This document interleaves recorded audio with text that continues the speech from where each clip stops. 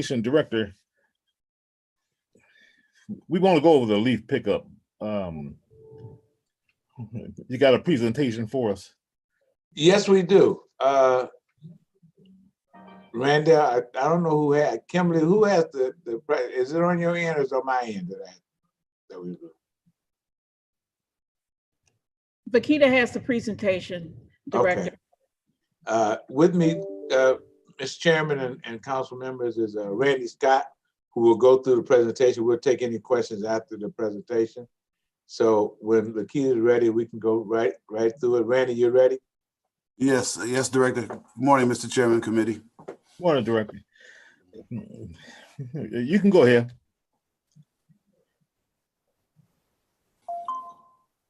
We're waiting for the screen to pop up for the PowerPoint. There is a PowerPoint presentation that we wanted to refer to. Okay.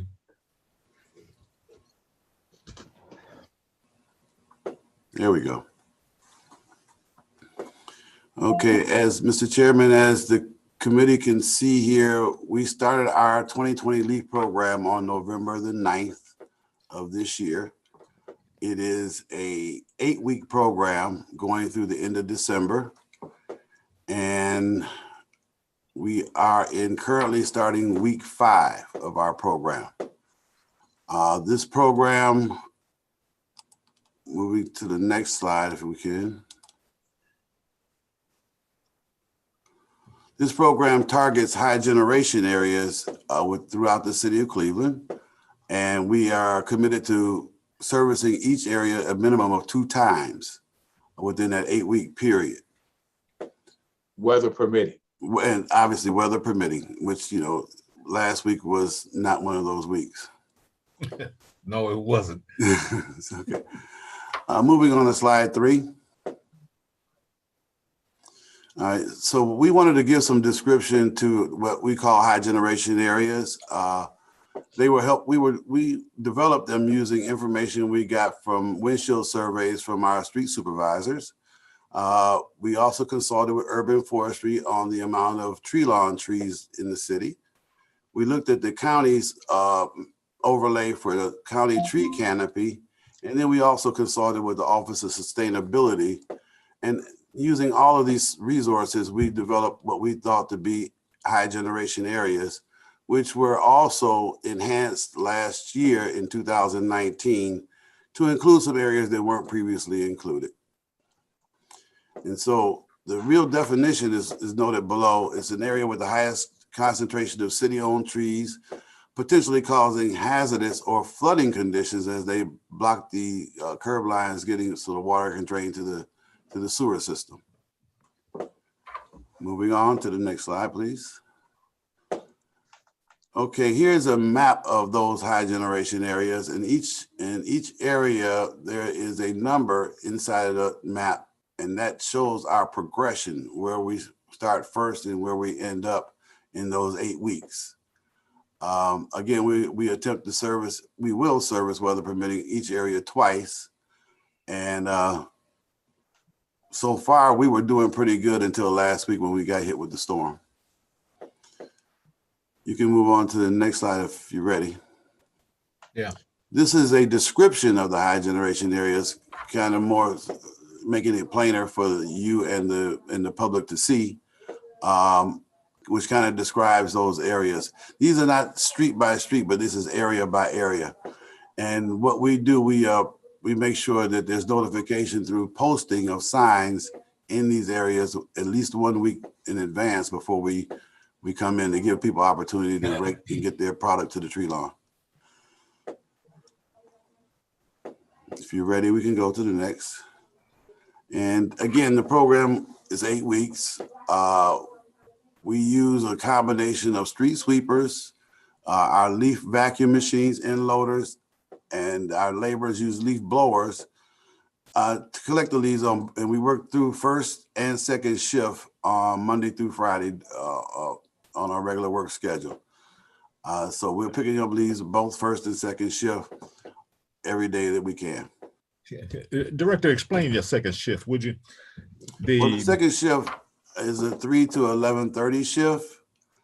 And what we do, we try to get those leaves up by 9 o'clock in the evening so we can offload our trucks.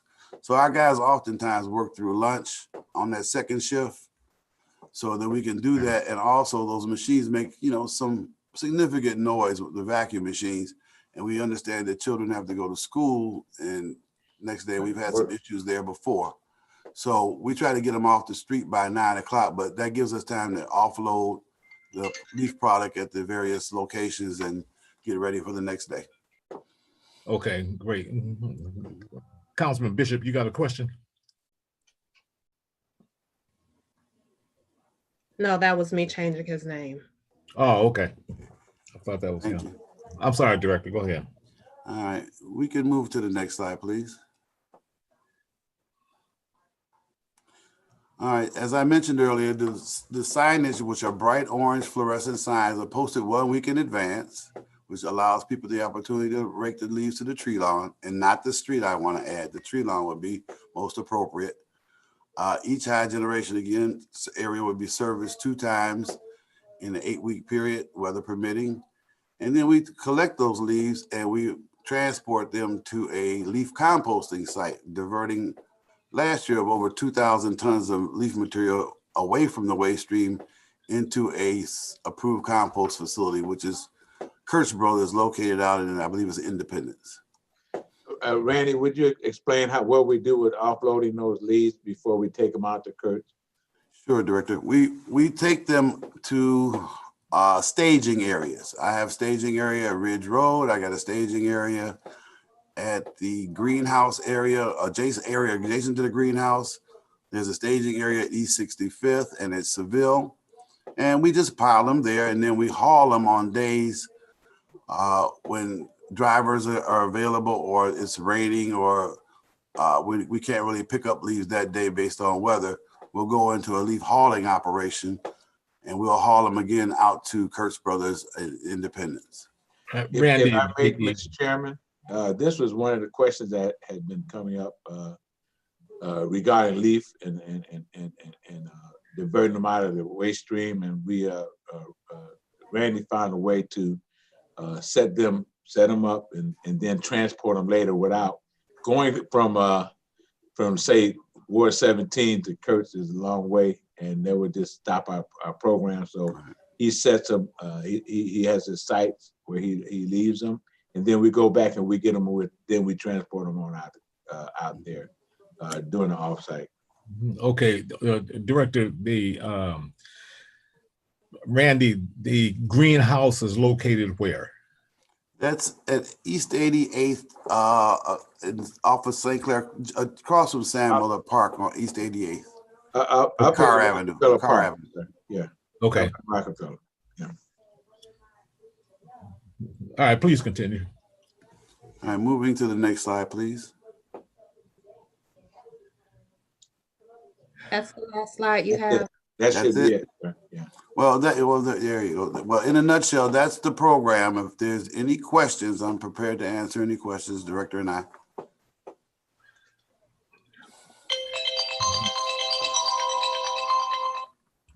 Questions from anybody? Mr. Chairman? Yes. Thank you, Mr. Chairman. And thank you to Commissioner Scott. I like the idea of, collecting them in one area. You're branching out with new ideas. It's helpful to get around to our different areas faster. In the high generation areas, it's also not just a tree canopy. It's also an issue around sewers that get backed up when it could be the size of the sewers, what have you. May not be a dense, but it could be more of dealing with utilities and the sewer backups. That was part of the equation? Yes, sir. Okay. Yes, sir. In terms of equipment, I've noticed that there's various types of equipment that have been out there, both the suction as well as the back front end loaders. What is the status of our equipment that we have available? Actually, I have 7 leaf vacuum machines. All 7 are up and operational. I've got a fleet of front end loaders, not dedicated to the snow program, but smaller ones for residential leaf pickup. And we got a fleet of trucks that we use to haul the debris, leaf compost debris. And Great. if I may add, Councilman, when we have snow, we have to take those trucks back in and prepare for snow removal. So Yeah. that is why we have to stop the process. Great. Yeah, the feedback I got from residents this year on that first round was, folks were really positive. The timing was wonderful this year, and the staff, the crews that were out there did a great job of cleaning up and really hitting it well in the areas that I got calls from. So thank you. Thank you, Mr. Chairman. Thank you, Councilman. You're welcome. We have in the past, Director, received a lot of complaints about the leaf pickup program. This year, I did not receive one call negative about the leaf program. And I was receiving calls about it being too late or being too noisy. This year, I haven't received any, not from any ward. Congratulations. Well, thank you, Mr. Chairman. Appreciate that. And Mr. Chairman, if I could remind everyone that's listening on Channel 20 and through your Zoom call, that we still accept 20 bags of leaves and yard waste per week on your pickup day, that waste collection will pick up.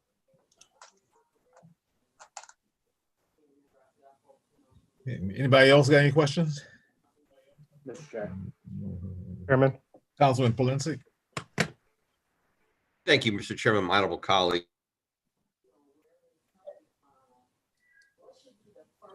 Unmute yourself, Mike. Can you hear me now? Thank you. Thank you, Mr. Chairman, honorable colleagues, to the director and to the commissioner. As of today, if I missed it, I apologize. When is the cutoff date? The program goes to December 31st. Okay. So weather permitting, you will still be picking up. That's correct, Councilman. Okay. And all streets will be posted, Mr. Chairman, so the residents know in advance. Because again, you have to be very much aware that in many of our east side neighborhoods, there's a lot of folks that don't go online, don't have computers. So their notification is the signage. So is that still taking place? Mr. Chairman, to the councilman, yes, we actually, after last week's snow removal, we began posting today for next week. Okay. And we're continuing in the area that we were scheduled to go this week. Okay, so that's what I want to make sure, because I think that's essential in many of our neighborhoods, the signage. That's how a lot of old timers, that's how they're aware that the program is coming, because they're not online and they're not doing that computer stuff. And quite frankly, I don't blame them. But anyway, that's besides the point. So thank you, Mr. Chairman. I appreciate that. Thank you. Councilman Slife. Thank you, Mr. Chair. And I'll be honest, I have received a number of frustrating calls about leaf pickup in the past couple weeks. Through the chair to the commissioner, do we have, are you able to speculate what percentage completion are we at with the first pass? I've understood that the goal is to hit everybody twice. And I would assume at this point we've done most of the first passes, but I know we haven't completed them. How close are we? Well, Mr. Chairman, to the councilman, we're going into our 5th week, but the 4th week we had to deal with snow removal. So I would say we're around 50% complete. Okay. Is the budget for this year is the budget for this year, but have there been conversations about being able to get even temporary equipment to expedite pickup? I was speaking with a former colleague of mine who lives in Menor, and Menor ended their program at the end of November, but signs were just being posted in a large part of Ward 17 for pickup in December. And I'll be honest with you, the question that I get is, we're Ward number 17 out of 17. Does that mean we're always last? The potholes weren't done until after July. The leaf it always seems to snow before we're able to get to the leaves. And there's this concern that, there's parts of the city that maybe are always at the end of that station's run. And I don't know if that's something to respond to as well. But I'm really interested in understanding how we could possibly supplement the program to get things done more quickly. Mr. Chairman, to the councilman, what we do is you do have a particularly heavy area. And what we do, as we complete areas that are not quite as heavy as Ward 17, first off, we don't pick up by ward, we pick up by area. So it's not a ward-based program. Secondly, your area is pretty dense in terms of tree canopy and tree lawn trees. So what we do as we finish areas that are not quite as dense as yours, we move all of our resources into that area to supplement. So we do supplement, but we use it with our own equipment and people.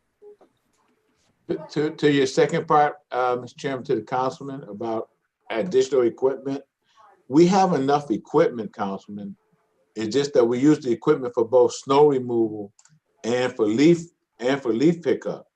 And so as we get to in the same season, we move that equipment back and forth.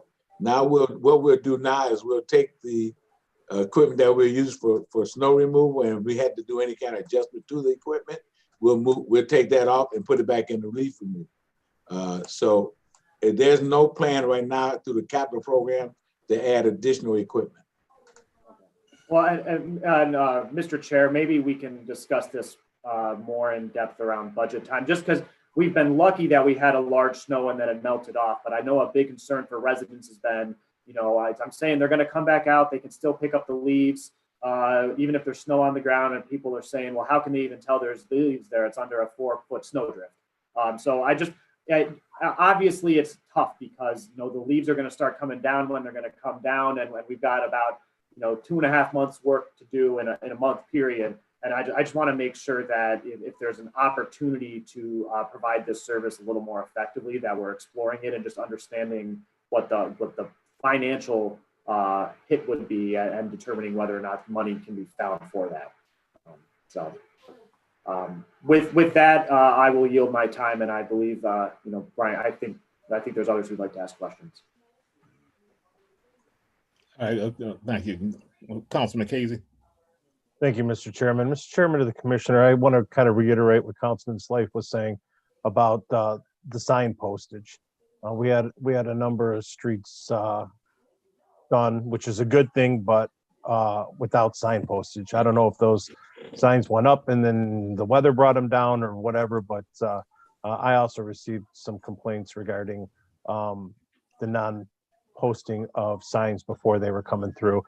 But my question is, what do we do with parks, right? Especially parks that are heavily populated with trees, but we have like tennis courts, where the leaves will gather around the fence with the tennis courts. Is there a plan? Or if we have a park that's heavily populated with trees where there's no pedestrian walkthrough or anything, do we just leave those on the ground for compost, or how do we handle the park? Councilman Johnson. Councilman, Mr. Chairman, to the councilman, we bring our seasonals back on. Some of the seasonals that we use in our vacant lot program, we bring them back on in November to start removing those leaves from the park. So we do have a program where we have the heaviest leaf population in our parks. We will remove some of those leaves. Now we can't get them all out because we have a lot of park trees. Okay, the best we thing will take them off the tree line, and off of the fence lines, and get as many up as we can. All right, thank you, Mr. Chairman. Anytime after 9 o'clock. Is there anybody else? Director, thanks you and Randy. It took us a while to get the LEAF program back in operation. Are you fully in operation now? We are fully staffed and in operation as far as the LEAF program is concerned. Okay, great. All right, do you have anything else to add to your PowerPoint? No, sir. Only that we, as Randy said, we'll be back out this week and next week, and we'll start all over again, and the only thing that'll stop us will be another snow. Okay, great. Okay, and I did one more reminder that you can place your leaves on the tree lawn in bags, and waste collection will pick them up. Okay, so you can rake the leaves to the tree line, leave them there, or you can put them in bags and leave them on the tree line. In the high generation areas, you can rake them to the, Yes. where the service is provided. Where it's not Okay. provided, you can put your leaves in a bag on the tree lawn on your waste collection day. Okay, great. All right, thank you, Randy. Thanks, Director. Thank you, Mr. Chairman. We'll get into the legislation. The following committee meeting held during the COVID-19 emergency declaration will be conducted as a virtual meeting in accordance with Ohio's open meetings law as amended by House Bill 405. The public may observe this meeting on YouTube or on Cleveland Channel 20. Kimberly, is that our standard notice? I thought we were changing that.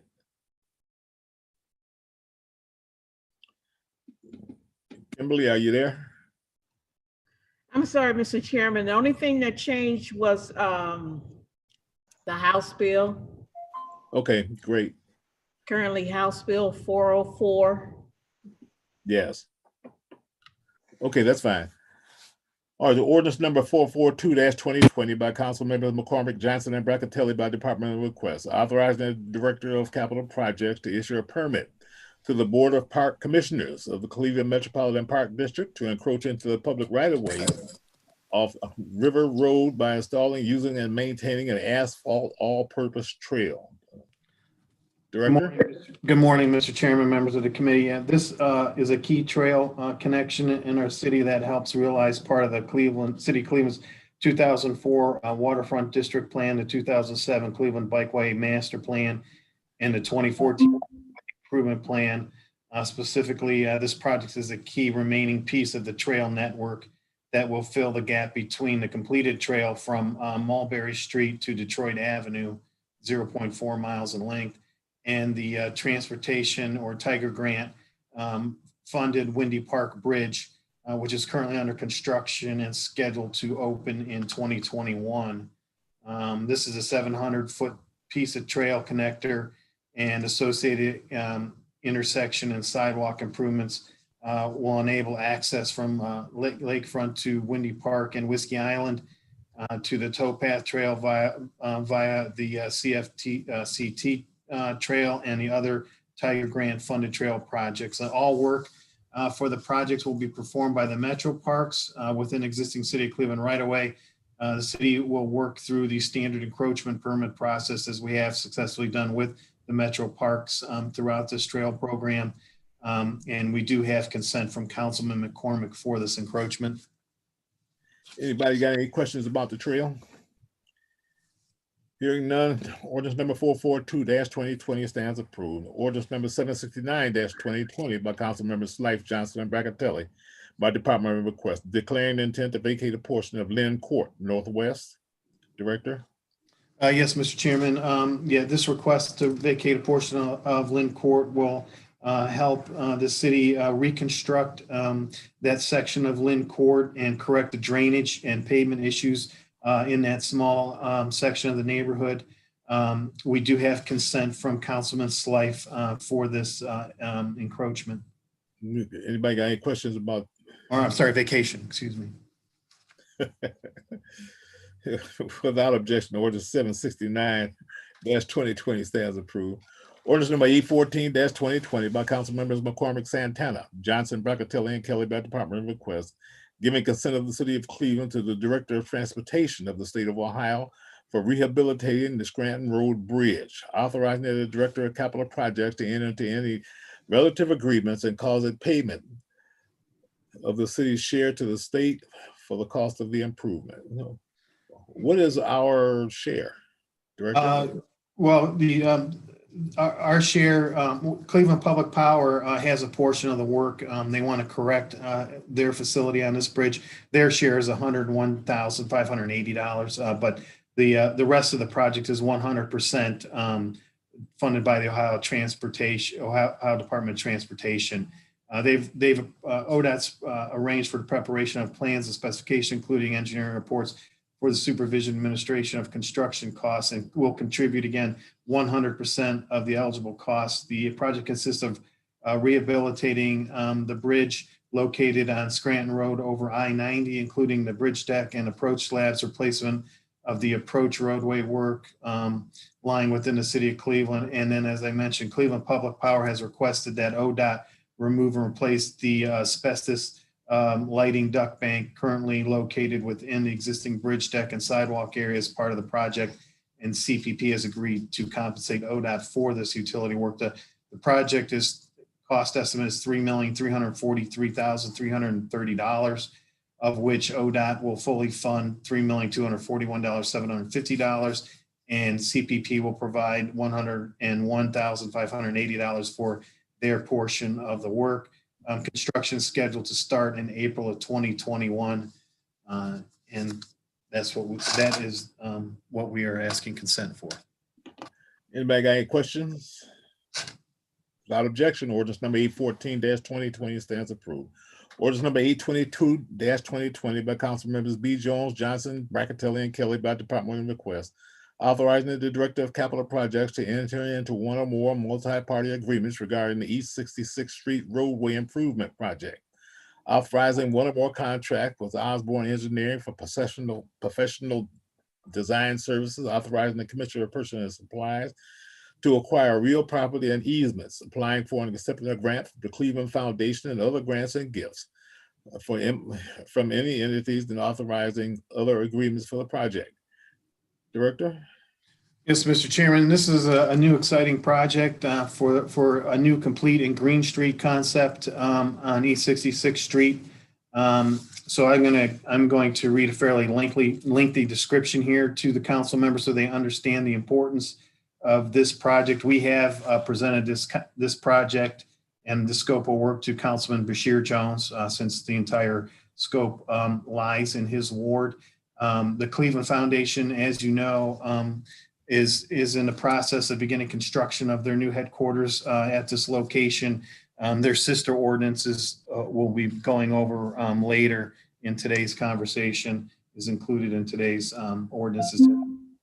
But the entire street of East 66 is going to go through a complete and Green Street transformation. The Cleveland Foundation has given a gift of $250,000 to the city of Cleveland to begin the preliminary engineering, to begin to figure out how to best start to construct this new type of facility on 66. So the improvement project is part of a coordinated effort between several public and private and civic institutions. The effort will align the investment in cultural and community assets within the approved and more equitable connectivity to these assets. Design will be informed by the recommendation from the League Park Neighborhood District Plan, sponsored by the city of Cleveland through NOACA's Transportation for Livable Communities program. The goal of the plan is to depict a future for the neighborhood that will direct public investment, private redevelopment, and multimodal transportation initiatives. Since the completion of the original plan in 2012, there have been significant undertakings within and beyond the immediate study area, in addition to investments made by the residents and community stakeholders. Several recent catalytic announcements for the project along the East 66th Street corridor have tipped the momentum towards the need to reinvest the plan for a comprehensive update. For these reasons, and an update of the TLCI was needed. Funding was provided to NOACA from the Cleveland Foundation and was approved for amendment to the NOACA budget by the Board of Directors in December 2019. That study is currently being finalized. Initiating the preliminary design, which is what this ordinance will do, is the next step towards reaching that goal, and the city will manage the design process. The preliminary design and cost estimate will determine the feasibility of the proposed concepts and dictate the project phasing that will be needed to complete the improvements. The Director of Capital Projects may also need to enter into one or more agreements with private utility companies for lines and services in connection with this improvement. The Director of Capital Projects may need to employ by contract one or more architects, landscape architects, or engineers, or one or more firms of architects, landscape architects, or engineers to serve for the design of the improvement. Director of Capital Projects will also need to execute on behalf of the city all documents necessary to acquire the property and easements, and to employ and pay fees for title companies, surveys, escrows, appraisers for the acquisition of the property and easements needed for the improvements. The project will solicit a quote for the design improvements from Euclid Avenue to Superior or the other East 66th Street intersections within the limits of work. The Office of Capital Projects, the contract amount will not exceed $250,000 unless additional grant funds or other funds are authorized by the Director of Finance or made available.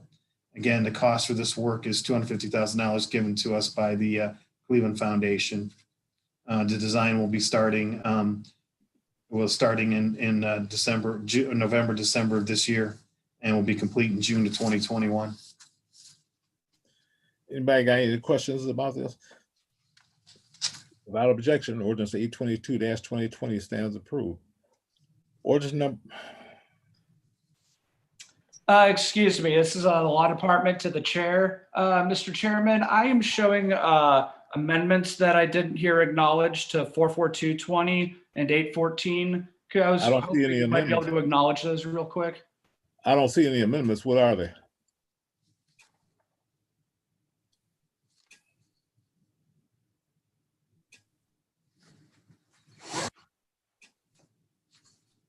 Okay, the amendment to 814 is in section 9, line 5, to strike RLA and insert RL. Is that not attached to the copy you have? No, it's not. All right. And the 12442 has several different modifications. It was for the insertion of the replacement of River Road for River Avenue. And then there was a modified legal description of the area. Oh, regarding the RLA amendment, Nancy Lanzola just emailed me informing me that you might be looking at 822 as opposed to 814. I'm looking at 822, yes. Right. This is for that amendment. The RL for RLA amendment was on 814. Oh, okay. All right. I still don't see any amendments. All right, I will follow up with Nancy Lanzola and or the clerk and see why that might be the case. My apologies. I was informed that you had amendments to these pieces. No, I don't have a. Mr. Chairman, Yes. there are amendments attached to the original legislation for 442-2020 and 814-2020, Okay. Well, I don't see them here. which I can forward to you, Mr. Chairman. Why don't you email them and I'll read them after we finish this other stuff. Will do. Very well, thank you. All righty. Ordinance number 824-2020 by council members Johnson, Brackatelli, and Kelly by department request, giving consent of the city of Cleveland to the Director of Transportation of the state of Ohio to construct various improvements at intersections in the city under pedestrian safety improvement project and authorizing agreements. Director? Yes, Mr. Chairman, ODOT will arrange for the preparation of construction plans and specification, including engineering reports, and for the supervision and administration of the construction costs, and contribute 100% of the eligible costs to the pedestrian safety improvement project within the city of Cleveland. Includes enhancement to pavement marking, signage, roadway features, and signals signalization. The roadway features consist of 88 curb ramp, curb extensions, refuge islands, and reduced curb radii. The signalizations consist of pedestrian hybrid beacons, new pedestrian countdown signals, and upgrade to pedestrian countdown signals. These enhancements are part of ODOT's initiative to improve pedestrian safety on or adjacent to highways within the state. There are 61 locations within the city of Cleveland being improved under this program. The estimated cost is $1,642,190.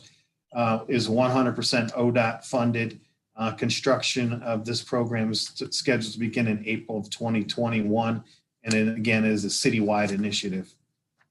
Okay, anybody got any questions about E24? Seeing none, ordinance number 824-2020 stands approved. Ordinance number 831-2020 by council members Kelly and Johnson and Brackatelli by department request, declaring the intent to vacate a portion of Muriel Court Southwest. Director? Yes, Mr. Chairman, the request to vacate a portion of the remaining Merrill Court comes from the resident at 3822 Claiborne Avenue, the abutting property owner whose lot the alley runs behind. The requesting resident would like to fence and secure the area behind his garage. This alleyway, Merrill Court, hasn't been used for access, is a dead end and overgrown and no longer needed as a public right of way. The consent form from Council President Kelly has been received. Okay, anybody got any questions about E31? Seeing none, without objection, ordinance number 831-2020 stands approved. Ordinance number 838-2020 by council members McCormick, Johnson, and Kelly by department request, authorizing an agreement with the Cleveland Browns Stadium Corporation Company, LLC, relating to making capital improvements to First Energy Stadium. What kind of improvements we doing now? Mr. Chairman, members of the committee, yeah, this is, as you know, every 4 years, the city of Cleveland does a complete assessment of the Cleveland Browns Stadium. The most recent assessment was completed in 2018. It's called the capital repair audit. That audit was sent to council. So you do have a copy of the latest capital repair audit. This legislation is the initial legislation that authorizes us to enter into an agreement with the Browns to begin to make these improvements. Again, the improvements are the ones identified in the capital repair audit. And then it'll have a sister legislation after this is passed and we enter into the agreement. We're going to come back to council with a sister legislation which shows us, which will allow council to authorize the means of making the improvement or the method of making improvement, and that'll identify the funds and the amount of funds and the funding source. But this particular agreement, again, we do this every 4 years. This will authorize the Director of Public Works and or the Mayor's Office of Capital Project to prepare plans and specifications to design the needed improvements to the stadium, enter into an agreement with the Browns. In the Finance Department, Division of Purchasing Supplies will procure services. The Cleveland Browns, at its sole cost and expense, may prepare the plan specification for the capital repairs authorized by the city and supply them to the city for bid and award. And the funding source is the Stadium Capital Repair Fund.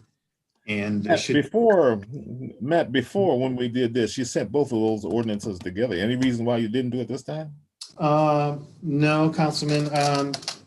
Other than we're still working on the second ordinance. Okay, Councilman Brackatelli. Thank you, Mr. Chairman, and I'm glad the Browns won yesterday. Makes this legislation a little easier. The list of capital improvements listed in here, the pedestrian ramps, hot water tanks, chiller lines, et cetera. That's the scope of what we're proposing, the entire scope of what we're proposing for this legislation through the chairman to the director. That's correct. So Chairman or Councilman Brancatelli, so the 2018 capital repair audit has identified the replacement of the items shown there in priority order, and or they were determined through the lease to be emergency capital repairs. Those under the terms of the lease, the Browns can request an emergency capital repair if it is of a critical nature.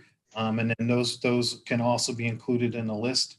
And so that's how that list gets generated and prioritized.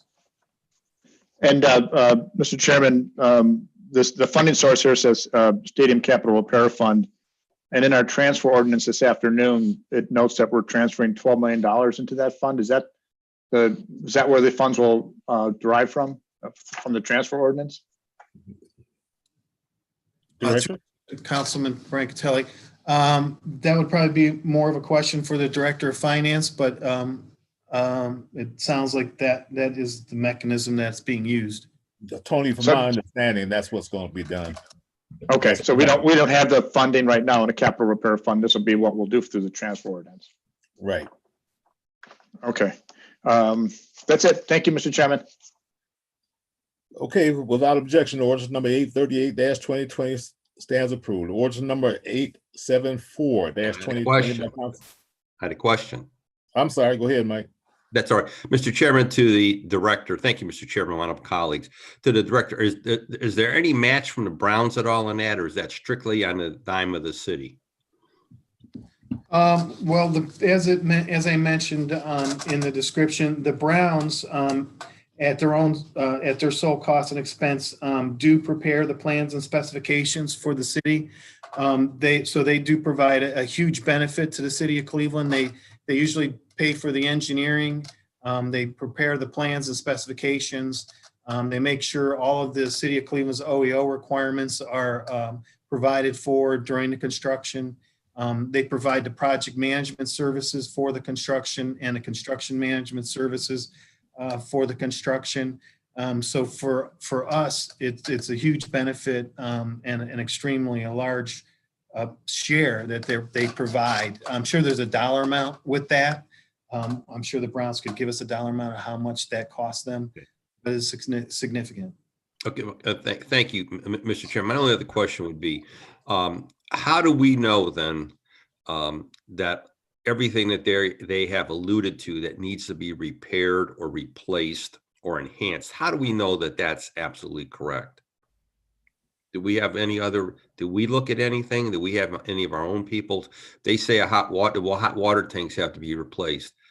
Do we know that? Mike, from my understanding, our city inspectors actually go over that list and they actually go over there. Okay. Am I right, Director?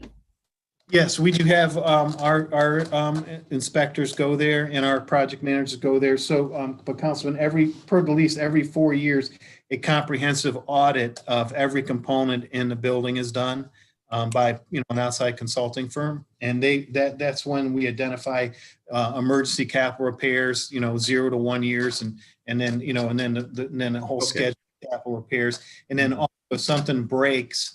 And there's a critical emergency, the Browns under the lease can also request that to be repaired. So for example, one time someone broke into the stadium or got a hammer into the stadium and used the hammer, smashed all the glass. So, the Browns request an emergency capital repair for something like that. That's like an unforeseen condition, but that's how those elements are put on the list. And then we peer review that with an outside consulting firm. Okay, and I appreciate that. I just want to make sure that there is a quote unquote second opinion as it pertains to what needs to be repaired, upgraded, replaced, et cetera. So thank you, Mr. Chairman. Mike, and sometimes I have been invited to go over there to witness some of the things that they put on that list. Okay, thank you.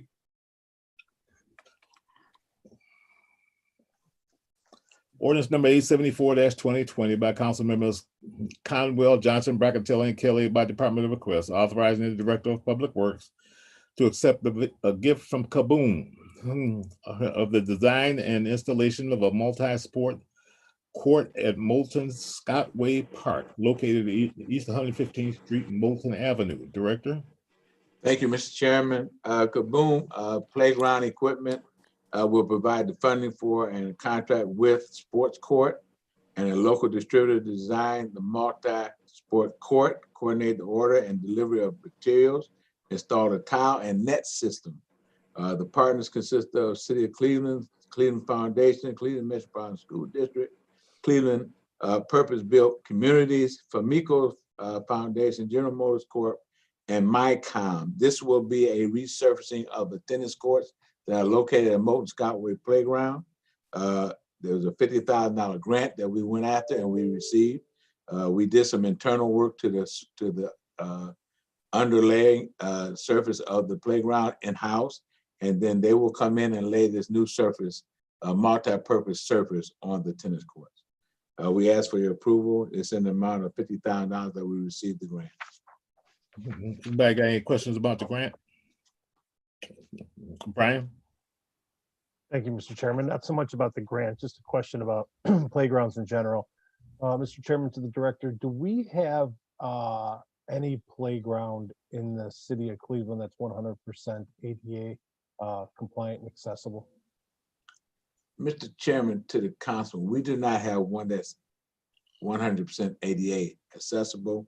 I can say that we have constructed at Sterling Recreation Center a beep ball diamond for the visually impaired. So that will be online in the spring of next year. But that is what we're starting to get in, look into our designs and how we can get design ADA compliant playground. So that is always part of what we look in our scope. But at the present time, we do not have a totally compliant ADA playground. All right, thank you, Mr. Chairman. Thank you, Director. Thank you, sir. Without objection, the gift. 874-2020 stands approved. Ordinance number 875-2020 by Council Members Johnson and Kelly by department request, authorizing the Director of Public Works to enter into an agreement with the Children's Hunger Alliance to participate in an after-school meal program during 2021 and 22 school year at all city recreation centers for a period of 1 year with a 1-year option to renew, exercisable by the Director of Public Works. Director? Mr. Chairman, thank you. This is our after-school meal program that we sponsor at all of our recreation facilities. It is a program for 5 to 18-year-olds that are in school. Again, this is the after-school meal program. Last year, we served about 52,000 meals, after-school meals. This would be a contract with the Children's Hunger Alliance. And at this point, it won't cost us anything. We used to have money set aside for wasted meals. A lot of times we get wasted meals and we'd have to pay for those meals. In this case, after we've gotten this agreement with the Hunger Alliance to support this program, they will take care of all the necessary payment of any wasted meals in this program. We also asked this year to have a 1-year option renewal at the option of the Director of Public Works for the 22 and 23 year. So we'd like to have this put in place. Again, it's a great program for the nourishment of our children in our city. So we ask for approval. Okay. Director, how did you manage that? Well, the waste is incredible sometimes. Yes, the waste sometimes is once once those meals are there, and the kids open and they don't eat it, it's waste. You can't reserve it. So with the cooperation of the Hunger Alliance, who does this all over the state of Ohio, we were able to get them to talk about the waste and how they would take care of it, and it's a big help to us financially and otherwise, as they serve these meals, give us these meals to serve. Okay, I was just what wondering. we've been doing, sir, is a grab and go. We have not this year. We did not do a sit down after school meal. Hopefully we can get back to that next year. We don't know for sure, but that's what our plans are, to do a grab and go until we can figure out where we are with the pandemic.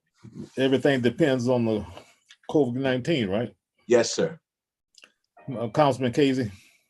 Mr. Chairman, to the Director, that was basically my question that I had for that. This is going to happen with or without the pandemic, and are there arrangements going to be made if the rec centers are not open?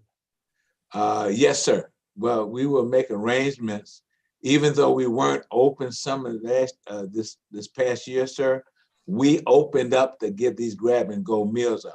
We will make arrangements whether we close them down, which they are now, they're open now. But if something happens that we have to close them down, we will make arrangements for our staff to go in and get these grab and go meals. Okay, so pandemic or not, we're still gonna make sure that And we feed the we're kids. gonna make sure that the children get their after school meals. All right, thank you, Director. Thank you, Mr. Chairman. Thank you. All right, anybody else? Without objection, ordinance number 875, 2020 stands approved. Ordinance number 876-2020 by council members Johnson and Kelly by department request, authorizing the Director of Public Works to enter into an agreement with the CHIP. Did I just read that? No, this is summer food, summer lunch program. Summer First, food, okay. that first was after school. Right. With the Children's Hunger Alliance to participate in summer food service program during June through August 2021 at all city recreation centers with an option to renew, exercisable by the Director of Public Works. Director, before you get into that, are you going to do the same thing this summer? If the rec centers are not open or if the playgrounds are not open, are you going to do the same thing? Yes, sir. What we had to do, the playgrounds won't be utilized, but we will use our recreation facilities. As you know, if our rec centers have a capacity limit, so we can't sit down, and it's a problem. So what we will do, the same thing, is that if we will get the grab and go, as we just talked about with the after school meals, we will do the grab and go and make sure that everyone knows. Also, last summer, the schools also did a grab and go. So we had the city pretty well covered with rec centers and schools and some other locations that were giving out the summer lunch program. So we plan on having our summer lunch program up and going, as Councilman Casey just asked, regardless of whether there's a condition that doesn't allow us to get into the kids come in and sit down. We will still have our grab and go meals prepared for the young people in the city of Cleveland to be fed during the summer recess. All right, that's great, Director. I know it took a lot of thought and innovation into what you're doing, but I think you did very well. You know, our children, some of them don't have any place else to go. Yes. And you're absolutely right. I know, but I know you put a lot of work into this. It's a meaningful work, sir. It is. It is very meaningful. Anybody got any other questions?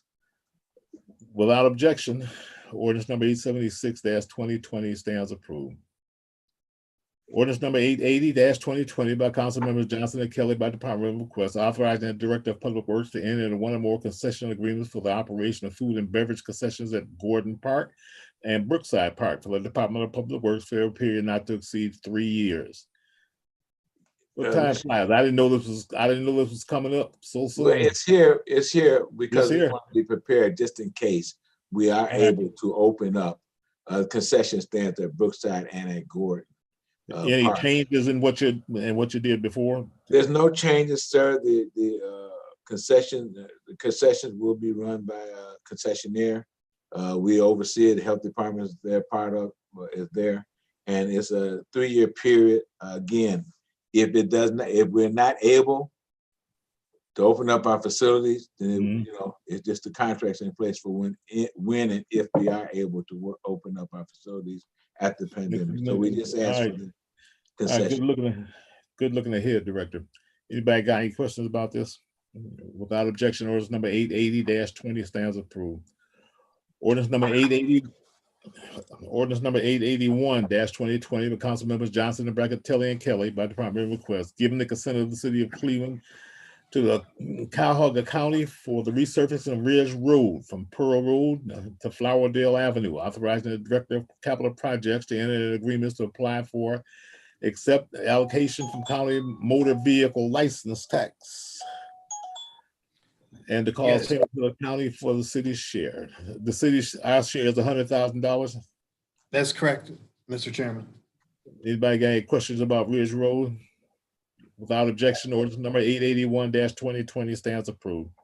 Ordinance number 884-2020 by council members B. Jones, Johnson, and Brackatelli by department of request, authorizing the Director of Capital Projects to issue a permit on the East 66th Street LLC to encroach into the public right-of-way of Euclid Avenue and East 66th Street by installing, using, maintaining a building foundation and communication duct bank. Now, this goes with the other ordinance, right?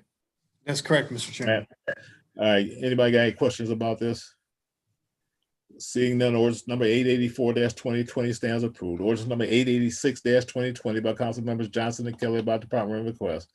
Authorizing the Director of Capital Projects to enter one or more contracts with Michael Baker International Incorporated for professional services necessary to provide engineering services to continue the pavement management program for 2021 for the Office of Capital Projects, $160,000.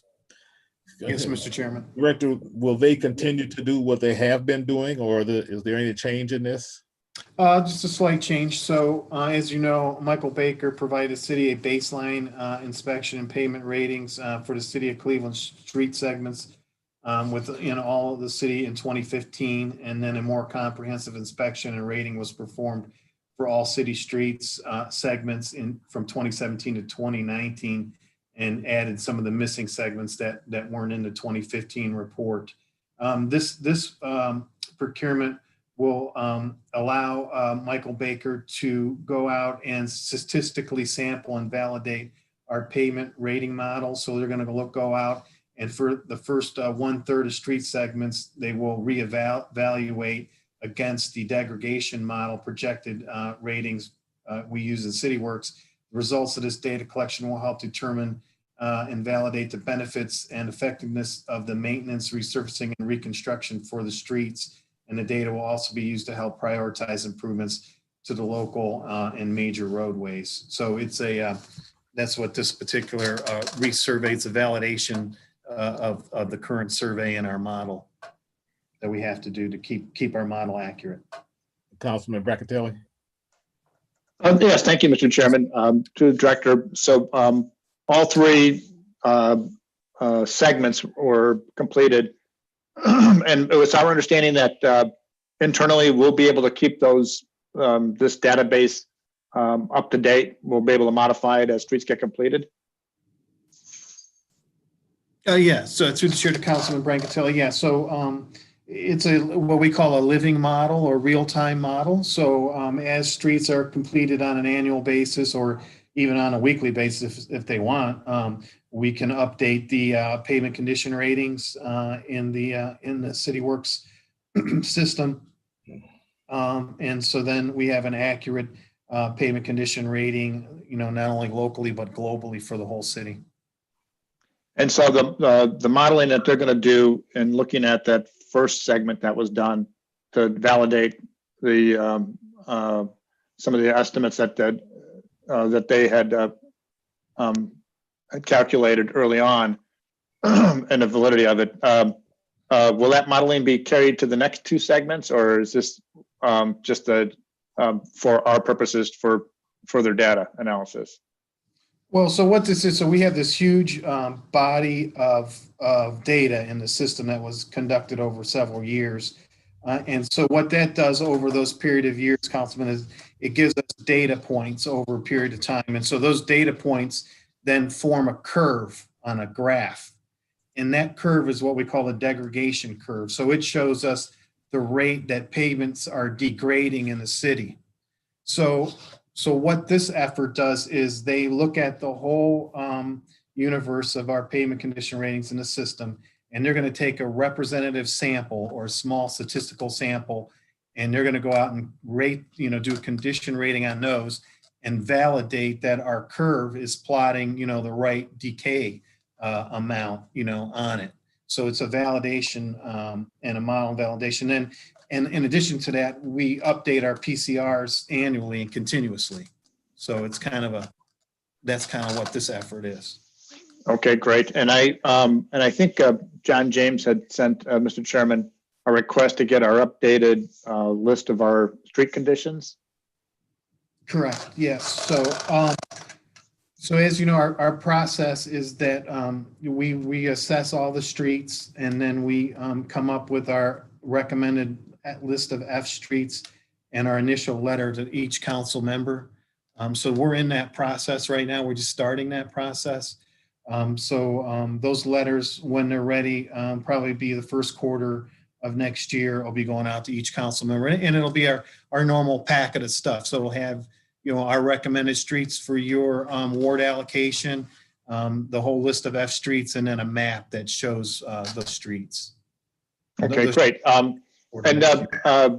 Can we get, can I request, Mr. Chairman, to the director to get a list of all my streets grading right now?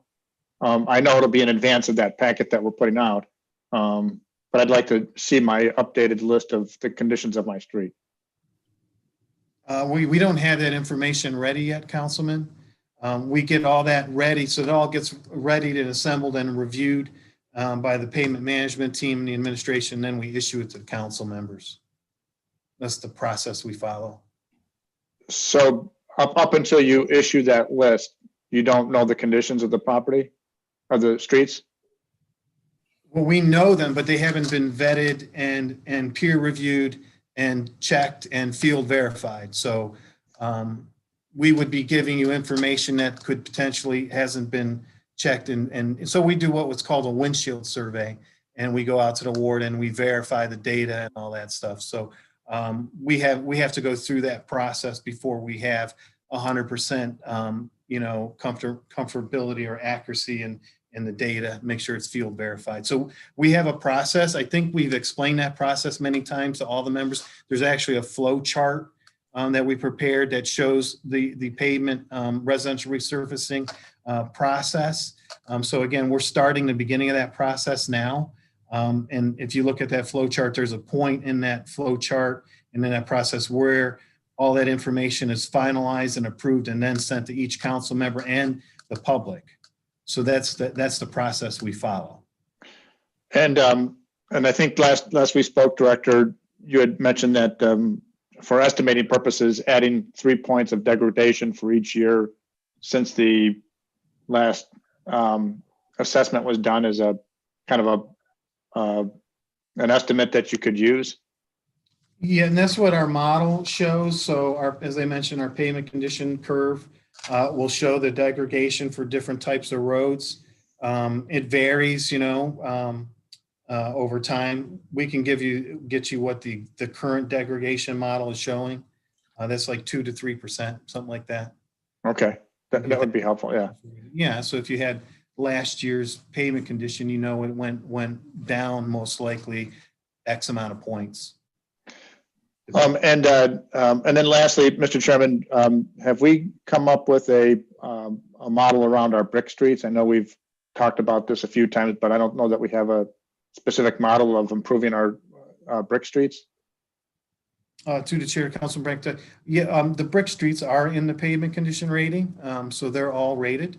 There's currently no formal brick street program or funding source for brick streets. And also, as the councilman knows, there's no actual ordinance that requires the reconstruction of brick streets. That ordinance was vacated a long time ago. Typically with a brick street, the pavement management report and Michael Baker recommends that the brick streets be overlaid with a more environmental, sustainable, and cost-effective solution than to reconstruct in brick. So that's asphalt.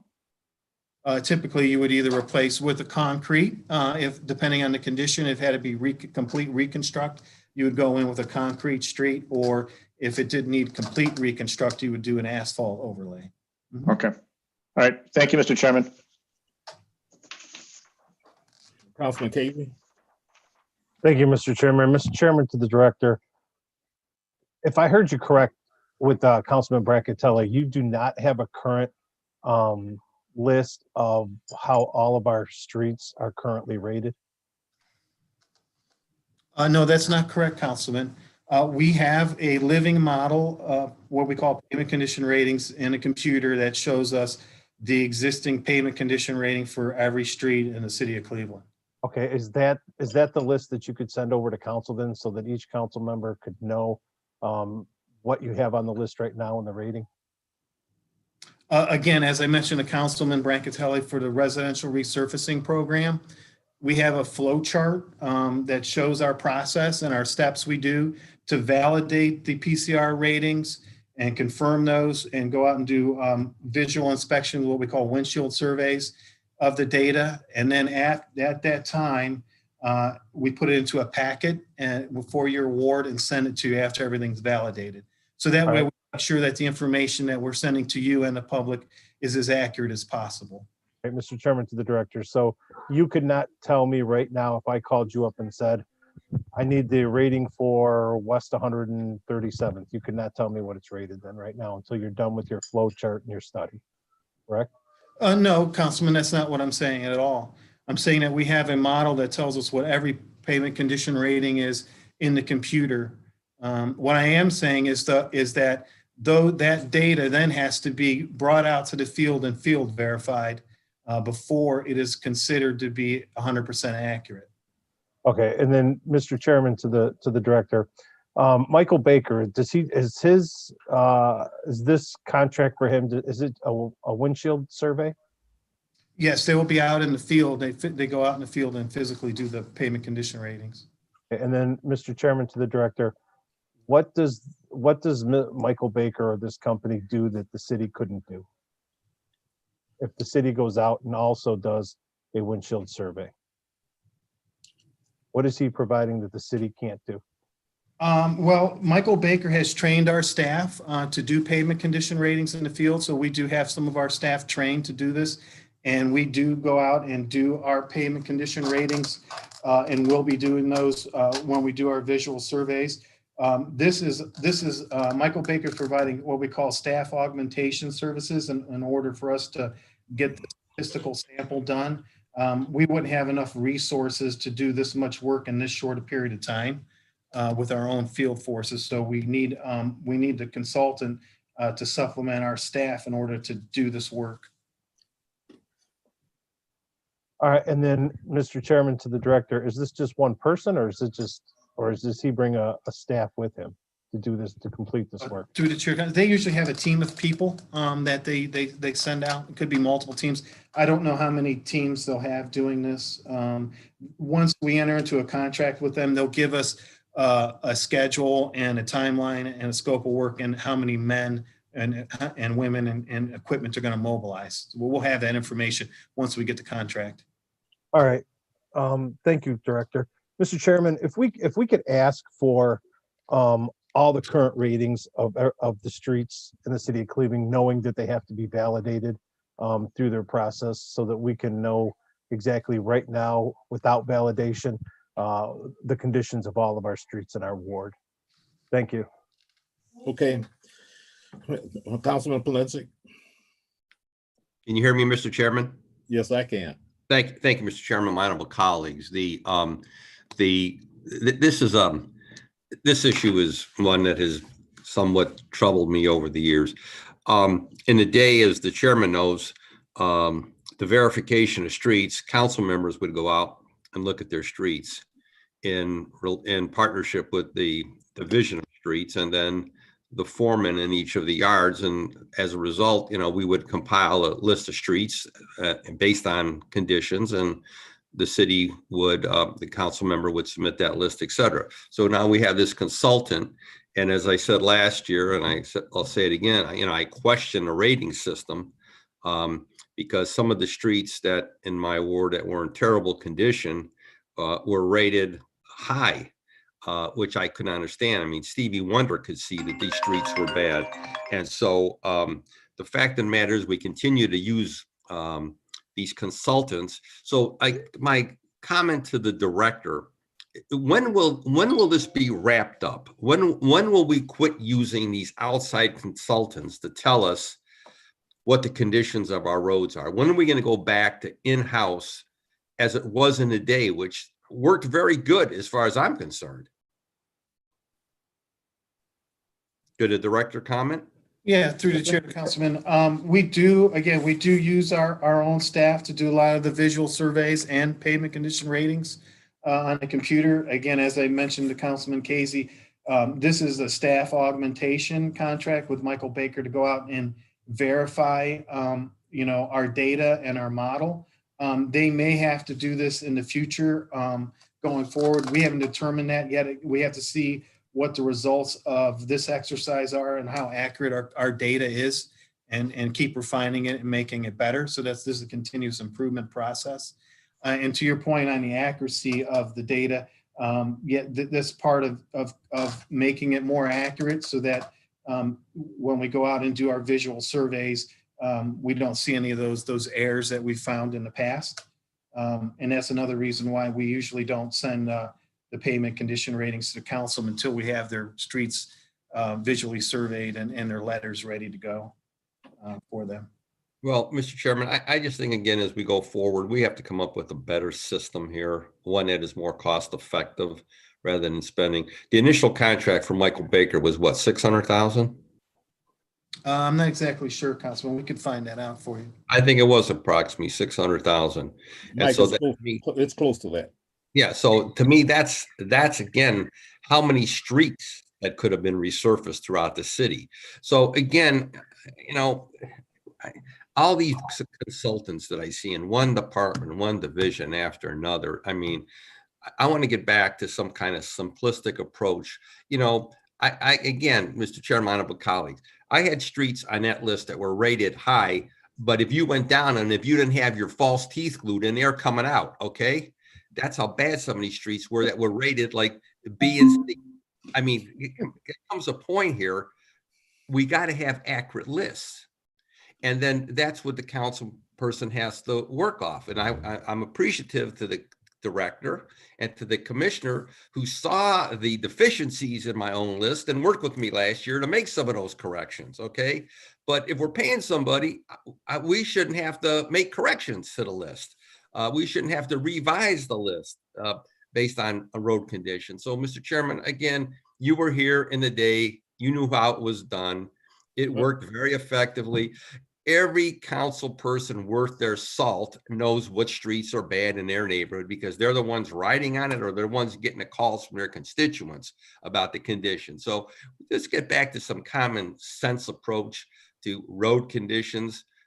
You know, let's say goodbye to the consultants at some point and save us some money and get back to, again, a better way of doing this. Thank you, Mr. Chairman. Councilman Harrison. Thank you, Mr. Chairman. I don't think Councilman Polizzi could have put it any better way. You know, the false teeth plus everything else, you know, would have rattled it loose there for sure, man. Real quick, Mr. Chairman, to the director and Commissioner Swatowski, previously on, I forget which hearing it occurred, we talked about the sidewalks being completed under some new contract that the previous contractor couldn't complete for the TDS work once the street has been resurfaced. Have we received any updates or information on where we are with that contractor? From last time, I understood that there was a new contractor being vetted. They were going to submit a timeline. I know we received some limited information, but do we have any further details on where we are and what year? When will they start and what year will they begin from the resurfacing that occurred, 2017, 2018, or what? Through the chair, Councilman, yeah, we do have what you're referring to is the tree damage sidewalk program. Correct. So as the council knows, the residential resurfacing program is actually a complete and green street approach to residential resurfacing. So we resurface the road, you know, prune the trees, so forth, and then we come back and do the tree damage sidewalk areas. What you're referring to is that we did have a contractor that unfortunately went bankrupt. And so we had to retool the program. And so we have a backlog of work. We've gotten control of that backlog of work in the sense that the new contractor has, you know, the task orders in place to start and catch up on all that work. So we do have a plan in place to do that. I don't have that information in front of me right now. We can get that to you following the meeting on what the sequence is going to be for this year and next year as the funding becomes available to catch up and then to complete that backlog. So we do have that in place now. Great, Mr. Chairman, I appreciate that, Director, because what we don't want is that we get too far down the road and then they start trying to repair tree damaged sidewalks, and then the asphalt begins to start, cracking, and, really it's just no good anymore. Sometimes you can get a street that's done, and sometime within 3 to 5 years, the street is beginning to buckle and crack and have issues occurring on it before some of the other work has even been able to commence on the street. So, I hope that we really push this contractor to get out there and move as quickly as possible, but efficiently as possible, in order to get some of this work done. Mr. Chairman, one other point regarding the street residential street resurfacing, the degradation, and I think Commissioner Scott and his staff over there in streets who really helped me understand kind of where we were previously versus the plan that this consultant came up with on when they went out and rated the streets that we used to pick this fast street. Because as Councilman Polenzek indicated, my other colleagues, I had streets too that were once a F that somehow became a C, and the street condition, didn't get any better at all. So I was truly confused about how we went from one list to another list, and so the discussion today has given me I guess a better understanding about where we are. But I'm still sort of confused on some aspects, which I don't think we're going to get answered today. But, I would also like, if there has been any updates to that resurfacing list for Ward 10 as well, so I can I can look at those and kind of see where we are. And Mr. Chairman, and I'm sure my colleagues would agree that, this upcoming year, I hope that this committee and maybe this body really looks at this red brick street issue again. Many of those have these red brick streets in our ward that are simply in very, very bad condition. You get the wrong brick or two up out the street a certain way, you're gonna damage your car, and somebody can seriously be hurt. Is just as bad as having a huge hole in the asphalt. So, Mr. Chairman, so I hope we can consider that as we move forward. And so I'd appreciate the information from Director Sprons and Commissioner Swatowski. Thank you. Councilman Harrison, we're going to entertain legislation about these brick streets as soon as we come back in January. Okay. And we've been working on that for some time. Thank you, sir. Alrighty. Mr. Chairman? Anybody else? Yeah, Mr. Chairman, just a quick comment. One, I can't say that I went to public school and never had an F changed to a C, but you got to be nice to the teachers every once in a while. I don't want to leave this without noting the work that the capital projects is doing. We've gone from spending $2 and $3 million a year on streets to spending $12 million a year on streets for the last 3 years. And it's been a tremendous effort with the pavement management plan and giving our residents hope that we're going to be hitting our entire city over a period of time as we stick to this plan and make sure that we're doing those F streets first. Looking to next year, being able to put together another $12 million. We have our transfer ordinance coming up, and we have a budget that's coming up in March. Just a great effort of being able to ramp up 3 times the amount of money that we've typically spent a year for the past number of years. So a great work here. Thank you. Okay, thank you, Councilman. Without objection, ordinance number 886-2020 stands approved. Ordinance number 889-2020 by Council Members Johnson and Kelly by Department request authorizing the purchase by one or more requirement contracts of carts for the automated waste collection and curbside recycling program for the Division of Waste Collection and Disposal, Department of Public Works. How many are we buying, Director? Mr. Chairman, we should be able, with this legislation, to buy about 3,600 carts. 3,600? 3,600. Really? Yes, 3,600 carts. We bought additional 1,000, about 1,050 with part of this money, which was about $50,000 that we discussed earlier in one of the committees. So we will be able to buy about 3,600. Moving forward, we have purchased about 9,000 over the last 2 years. Are we out of them? Do we have any left, Director? Do we have any left right now? Right now, sir, we have about 900 in stock. Okay. But we've also got back orders. So Yeah, I know you do. people are back order. Now, what we try to do, Mr. Chairman and committee, is that those that have wheels missing, tops loose, we try to repair those rather than replace them. So if they got holes in the side, naturally we'll do that. But we should. Now, moving forward, my plan is to make sure that we have in our capital purchase, money set aside for cart purchases. You got to remember, we started this program, what, 2007, Michael? Or I think it was 2007, 2008. And that we, these carts they get through their useful lifespan. These carts that we're purchasing now should have about a replacement warranty of about 12 years on them. As the carts have gotten better and the materials gotten better, we get a better warranty as they move forward on these things. Okay, So anybody got any questions about the carts? Without objection, ordinance number 889, 2020. How many carts, Mr. Chairman, are we talking about? We're talking about 3,600 carts for this one, Mr. Chairman, to the council. And do we know what's the total cost of that, Mr. Chairman, to the director? It's roughly around $200,000 plus. And these carts, and they're going to be all right. These carts that you have, you said it's going to be about $200,000, Mr. Chairman, to the director. That's correct, Mr. Chairman, to the council. And you said they have a 12-year warranty on them? They have a 12-year replacement warranty on them, sir. Okay. So if something happens to them, you can replace them and it won't be. Other than damage that is done, outside of the warranty. Right.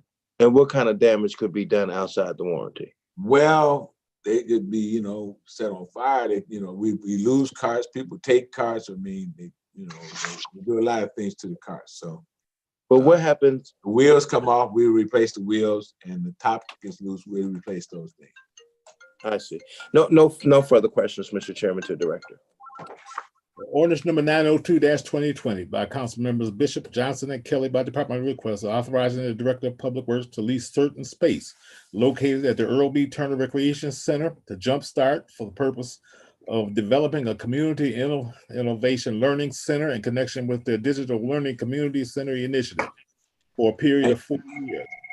Thank you, Mr. Chairman. I want to make sure that everybody is aware. This is a very exciting program that we started about a year ago with Verizon Jumpstart, which is local entity here that is the partner with Verizon, and they're the lead on this. I think with me, as you see on the screen, is Ms. Twyla Turner, who is the principal. I think your title, Twyla. Principal of Digital Learning Centers. See, I don't even know what that means, but that's the principal of Digital Learning Centers, right?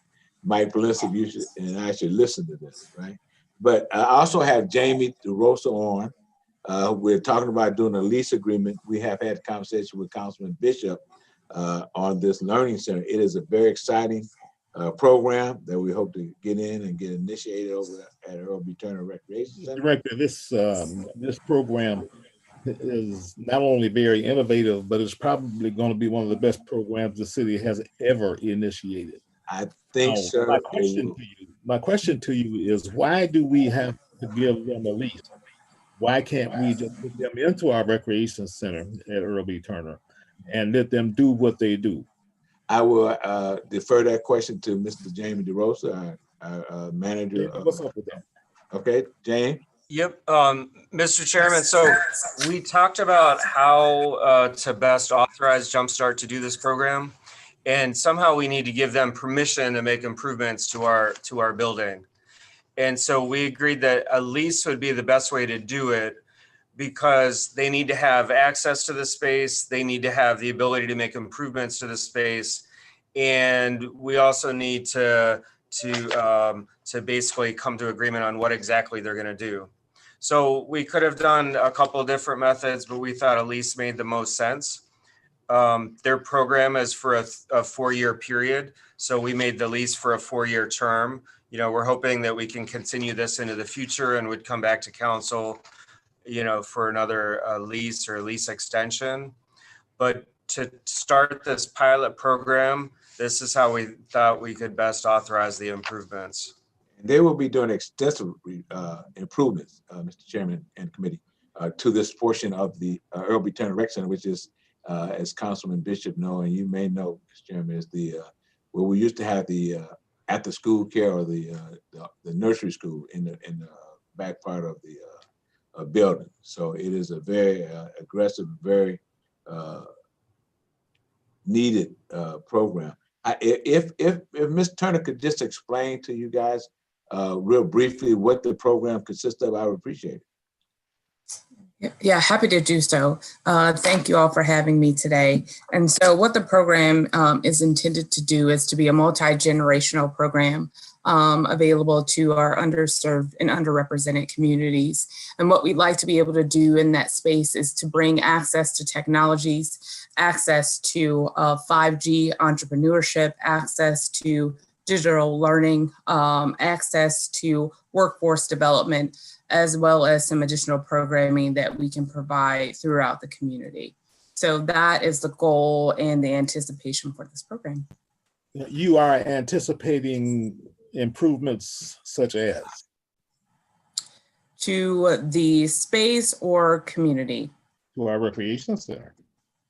Oh, so the improvements would be taking that room that's like 2 spaces where the early childhood center was, breaking that into 1, using the back space and making that into a recording studio, also doing some renovations where we'll be bringing in some additional technologies, taking some of the space that's along the side where you have the build out where the water heater is and putting in some theater seating. So the goal is to be able to provide a space that creates a learning environment, but also to allows for multiple uses outside of just Jumpstart using the space. Councilman Bishop, congratulations to you. I know you worked really hard. You did good for your community, boy. Anybody else got any questions about this learning center? Without objection. Orders number 902-2020 stands approved. Chairman, Orders Mr. number Chairman. 905. Mr. Chairman. Chairman. Yes, Joe. I would yield to my colleague, Mr. Bishop, if he wants to speak. Yeah, Mr. Chairman. I'd like to thank Jumpstart and the whole crew over there. We are very excited for them to come down and to the Earl B. Turner Recreation Center. They will totally transform this this community in this area, and we are very excited and we look forward to them. And we ready to get started. I want to thank the director, and I want to thank you, Mr. Chairman. Okay, Mr. Chairman. Go ahead, Joe. To the distinguished lady, certainly, first I want to commend my colleague. I think that this is really nice to have this in place and to have a learning environment, as well as the young lady talked about the impact to the neighborhood and the community. If she could just elaborate a little bit more about some of the programming and I presume, so I'm not sure if I heard that you'll be helping businesses with this. If you could just tell us a little bit more. I'll give you about the program. A high level overview of the programming, because we're still working on what that will look like specific to that space. Because we'll have multiple centers, one on the west side, which will have some programming that's specific to that community as well. But we will be providing some of our entrepreneurship programming that we do at Jumpstart and expanding upon that so that it's incorporating technology into the entrepreneurship overview. So the goal is to be able to provide some of the businesses in that neighborhood the opportunity to come and use some technologies, also to have the opportunity to train and upskill not only themselves, but their employees as well. If I may add, Mr. Councilman, to Ms. Turner, we are one of 4 cities, correct me if I'm wrong. Yes, that was chosen correct for this program. If you can just give them those cities, Twyla, please. Yes. So Cleveland, Ohio, Pittsburgh, Houston, and Portland. Thank you. And Mr. Chairman, to to the distinguished lady, Twyla Turner, I just think that this is just marvelous. It's not limited to just the area. It's to all of whoever wants to come and join the program. Absolutely. Is there a possibility, because I know it sounds like you're still developing it out, that you could send more information to my office so that the citizens in the Lee Harvard Ward 1 area will have an opportunity to participate?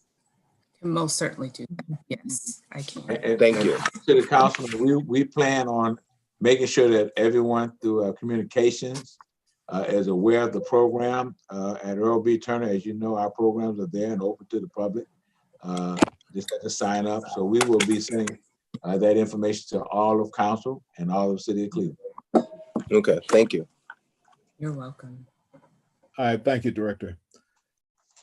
Ordinance number 905-2020 by council members Johnson and Kelly by department request, authorizing the Director of Public Works to execute 2 deeds of easement granted to the Northeast Ohio Regional Sewer District certain easement rights and property located in the villages of Newburgh Heights, and declaring the easement rights granted are not needed for the city's public use. What do we own in Newburgh Heights, Director? You know that we have a park. You know we have a park out there. You know. Right yeah, no. Is this 49th Street? Where is it at?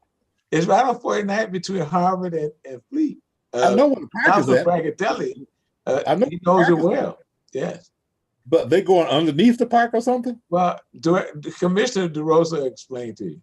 Okay. Yeah. So what we have is we have a open culvert that goes through the playfield, not through the playfield, but on the park property to the north of the park property.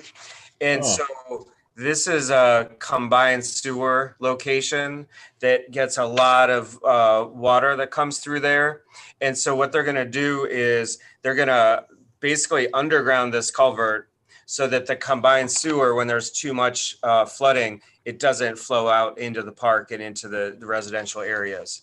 So it's kind of the opposite of what we normally think of as a combined sewer project. They're taking it open culvert, putting it underground, then they're going to resurface with pools and plantings and trees on top of the the culvert area, and then to do all this, they need 2 temporary easements, which is a quite a large area. It's about 1.4 acres to do all the work that they're proposing for this project, and it's called the Burke Brook Open Channel Improvements Project. And so we're going to sell these easements to the sewer district at appraised value, which is $8,592, and there's no cost to the city. And the village of Newburgh Heights is on board with the project, and their engineers have reviewed it as well. All right, great. Anybody got any questions? Seeing that, ordinance number 902-2020 stands approved. Ordinance number 905-2020 by council members Johnson and Kelly by department of request, authorizing the Director of Public Works to execute 2 deeds of easement granted to the Northeast Ohio Regional Sewer District. Did I just read that? Yep, that's the one you just read. Yep. You're right. Ordinance number 905-2020 stands approved. Ordinance number 939-2020 by council members Johnson and Kelly by department of request to amend the title in section 8 of ordinance number 485-2020 passed June 3rd, 2020, relating to authorizing the Director of Public Safety to apply for and accept the Operation Relentless Pursuit Program grant to add a contract with KG Automotive LLC for the purpose of used vehicles, which will be used for the grant purposes. Estimated cost is $250,000. Mr. Chairman, I think on the line with us is Director Kerry Howard, and I think I saw Deputy Chief Patel on the line. They will speak to this ordinance. Okay. Okay. Good afternoon, council. I'll let is DC Patel, are you still there? Yes, sir. Okay, do you want to apprise council of this legislation? Yes, sir. To the council, through the chair to the council, and this legislation allows us to purchase some used vehicles, which is what we need for the success of the Operation Legend, which originally was titled Operation Relentless Pursuit. As we know, when they conduct undercover investigations, our officers require vehicles which will allow them to blend into various neighborhoods. Sometimes you're talking about a newer vehicle, something that looks pretty nice. Sometimes you need something that's a little more beat up and something a little more blending in. Sometimes you might need a minivan to be able to fit in certain areas. So knowing that the city has our limits on the amount of vehicles that we have for these uses. We obviously have the unmarked detective vehicles, which are typically going to be your Tauruses, Fusions, Malibus, and they have a little antenna on them, so you know they're clearly a police car. Many of them have the light in the upper windshield, so you look at it, you know it's a police car. Our request here was to use the funding provided from the DOJ, already given to the city for the purchase of vehicles and other equipment. We selected a number of vehicles, 3 trucks, 6 sedans, 1 van, and 4 SUVs, varying from 2016 to 2019. We did work with Commissioner Brown to ensure these were vehicles. And number 1, the mileage was within an acceptable range for a secondary purchase here. And number 2, it was a vehicle that he could obviously service as part of our fleet. We asked for no foreign vehicles. And just an aside here, in an ideal world, we would be able to purchase a couple of Nissans and Toyotas because simply put, policemen don't drive those, you know, so that's something that we didn't get. However, we have other vehicles here within the acceptable mileage, and the mileage ranges from at the lowest end, 13,000 miles, and the highest vehicle on here is about 57,000 miles. So we have a various range there. And as you can see, the years, 2016 to 19, first time ever we're purchasing these vehicles, because the idea that we will get vehicles that we confiscate and become forfeited is that program, that plan is less than ideal. We net a couple of vehicles through that program per year, and that is insufficient for the amount of investigators we've assigned to Operation Legend, which at this point is about 15, and we're on the verge of assigning another 15 here. So to fulfill our commitment of these investigators who are investigating primarily firearm violence, we need vehicles to get them in there that don't look like police cars. So we looked around and made a couple of incursions. We checked with the Enterprise rental car who sells some of their vehicles. The price was much higher than this. And we also checked with Valley Ford, and the price was much higher than that. So, Ganley Auto Group has been on the chair of Crime Stoppers, and Ganley Auto Group certainly gave us probably the widest selection and the best pricing, so we can get the best bang for our buck. Vehicles come with a warranty, ready to go, full tank of gas, etc., and for us to deploy in our investigative efforts. Okay, so Harold, in other words, what you're actually saying is you need some beat up vehicles. Yes, sir. We need some of those also, sir. But these are actually, some of these are pretty nice. They do blend in, but absolutely, sir. Absolutely. You do need things that are going to blend in everywhere. And sometimes a minivan, and sometimes it could be something a little bit different. Maybe a truck. Okay, great. Anybody got any questions about this? Without objection, orders number 939-2020 stands approved. Michael? Thank you, Councilman. Thank you, Councilman. Thank you, Director. Unmute yourself, Mike. Mike, unmute. I am. Okay, you got it. Thank you, Mr. Chairman. Yeah, because on this thing, it says mute me, and then so it's reversed. That's the problem here. So the fact of the matter to the commander. So you've indicated that the vehicles that we confiscate are few in number from what we have in the past. What do you attribute that to? Through the chair to the councilman, a couple of things, sir. First of all, let's say we have an arrest today and the vehicle looks fairly decent. It's a 2017, whatever it might be. First of all, by the time the process runs its course, we're looking at probably 9 months out. During that time, a vehicle which looked pretty good today, by that time, the brakes are probably frozen. It may have some other internal issues, may have some dry rot, battery dead. We may not have a key to it because it was, a result of an arrest, forfeiture. So now we're in summertime. The brakes are frozen. We don't have a key. We have to get a key. That's $300 right off the bat. And then we have to get it assessed. That assessment oftentimes comes back as in, well, you need, $2,800 to get this car up and running. And we just don't have that kind of budget. And I am working with Lieutenant Cannon and Commissioner Brown to see if there's a way we can fast track some of this, and something as simple as maybe I can assign a detective to go to lot 2 and turn these vehicles on and drive them around the lot once a week between today and the time it goes to the forfeiture process in court. So that's probably the biggest thing, is just that the process takes so long that a vehicle that looks like an adequate vehicle today, when the time comes, won't pass the inspection.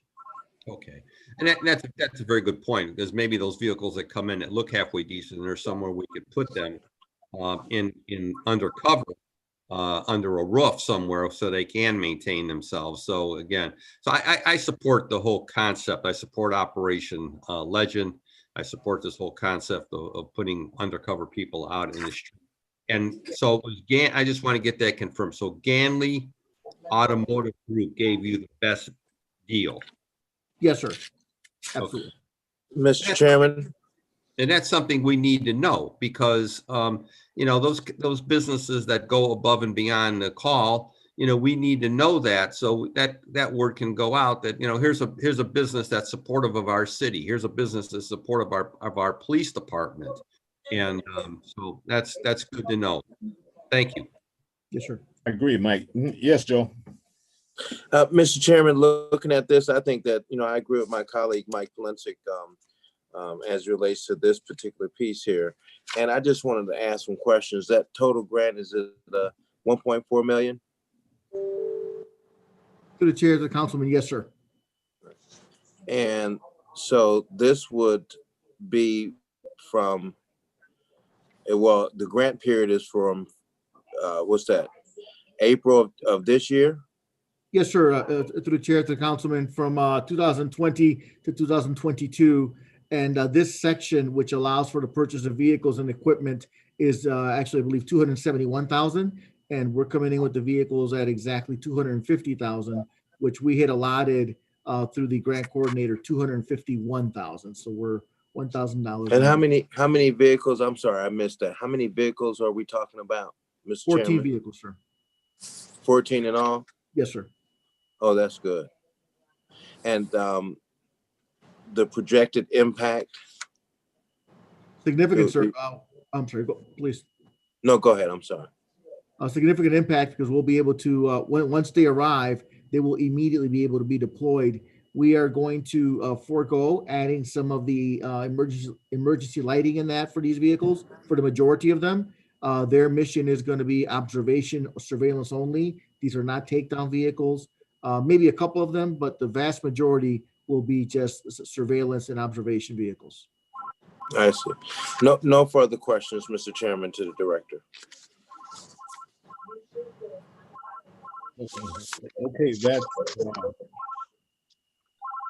And if I may, Council through the chair, is that I just want to say that these vehicles also help with that increased police presence in the community that you know that we all know needs to happen.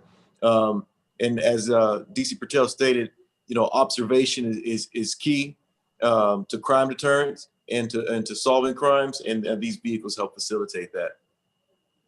All right, thank you, Kerry. I totally agree. Without objection, 939, 2020 stands approved. Is the law director around? Speaking to him. Mayor, can you hear me? I can hear you, yeah. Oh yeah, I'm here. I'm looking for the law director, not you. I am the law director. I can't see you. Oh, there you go. Okay, yeah. I see you now. All right. Okay. Where are the amendments for that legislation that we did not have? He's speaking to the law director that was at the table. The assistant law Chairman, director. I have copies of the amendment. Would you like me to read them? Yes, please. Okay, for ordinance number 442-2020. Yes. Oh, I thought you said I'm sorry. It says title line 6 and in section 1 line 4 strike River Road and insert River Avenue. And amendment number 2 in section 1 strike the legal description in its entirety. Okay. and insert the following. So it's a change to the legal description. Okay, And I what can is, send that out to all members of council or the members of this committee. what is the number of the ordinance, Kimberly? The ordinance number is 442-2020.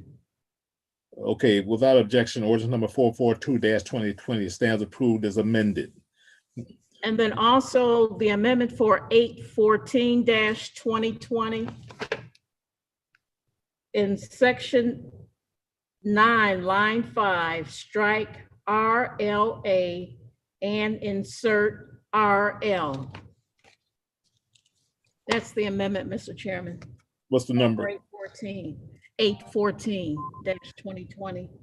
Okay, without objection, ordinance 814-2020 stands approved as amended. We don't have anything further. We're gonna have a hearing. Mr. Chairman, before we leave, can I have a quick miscellaneous with Director Cox? Sure. Director, Mr. Chairman, to the director, where are we with fully staffing for snowplow drivers for this year? And last I heard, we were about 25 down. Are we any closer to becoming fully staffed, or are we fully staffed? Mr. Chairman, to the councilman, we were not 24 down. We hired 94 seasonal snowplow drivers. We have about 26 or 27 on full-timers. So when the storm hit, we were about 120 some odd drivers for the 3 shifts. We were down maybe around 8 that was still waiting on physicals. That was about it. So we are fully staffed. All right, so we're fully staffed with that. And then I have a second question for you real quick. When waste collection gets canceled because of a winter storm, are any of those drivers certified to become snow plow drivers? Do we utilize any of those guys? Mr. Chairman, to the council, very good question. We do utilize those that are certified to drive a snow truck. I think we pulled about 3 or 4 of them over to help Commissioner Scott with the snow. So yes, they are. Not only those, Councilman, we also take we get trucks from, if we have to snow like that, we got trucks from Water Pollution Control. We put parks in the mix. We put traffic engineering, larger trucks in the mix. So we get as much equipment as we have when we get a snow of that magnitude. Okay, so we are fully staffed and we're good to go for if we have another snowstorm. Yes, sir, we are. All right, thank you, Mr. Chairman. Thank you, Director. You're welcome. Michael? Mr. Chairman, can you hear me now? Yes, I can hear you. Okay. Mr. Chairman, I was looking through, unless I missed it, where's the legislation that was in the calendar for East 185th Street? For East 185th? Yes. It was on a calendar. Would someone care? What was the number, Mike? I'm looking for it now. I'm trying to find it. It was for the streetscape project. I didn't see it. Okay, wait a minute. I'm looking here for it. I saw it in here somewhere. There's a lot in here. Let me see. Can't seem to find it now. I'm looking. Okay. Is the Director Spront still on? I think he's gone. Michael, if we've missed it, okay, I'm going to relieve it and send it directly to finance. Okay, thank you. Is Director Cox, was it on a calendar, Mike? It wasn't on my calendar, no, sir. We went through everything. There's nothing on the calendar that she sends out, that the clerk sends out. No, it wasn't on the calendar that I have either, Mike. Unless I was looking at finance, Mr. Chairman. Okay, I just want to make sure that project's moving. Thank you. We'll send it directly to finance. Thank you. Thank you very much. All right, we're adjourned. Mr. Chairman, can you forgive me for, or excuse me for the beginning half of the session? I had difficulties getting online. Yes, I already did, Joe, because they told me you were having trouble. Thank you, sir. Appreciate you. All right.